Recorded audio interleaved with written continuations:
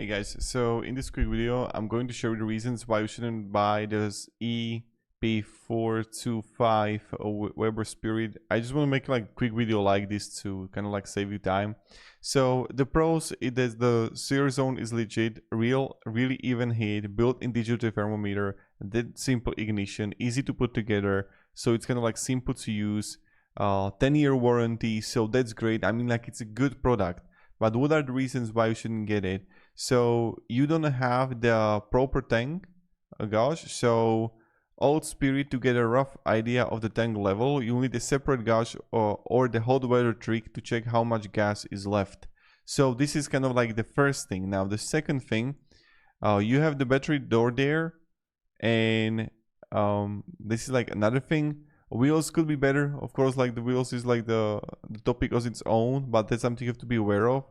Also, porcelain grates. Another thing here is that it's substantial less than cast iron, and everything tends to stick to them more. So to be aware of that is you're gonna have like the porcelain grates there. Also, from the end you have also the open back cabinet.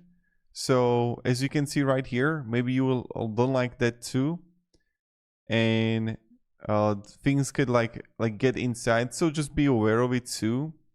And it's a painted steel, it's not full stainless.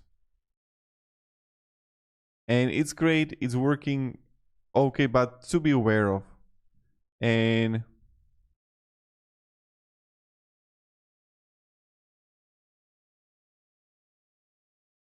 that's pretty much it. I mean, the reasons are not that like dramatical if you want to like purchase it, but I still like maybe some of it is going to be important to you, primarily regard the porcelain grates and some kind of like sticking issues, but otherwise it's a good product. So thank you very much guys for watching and have a great day.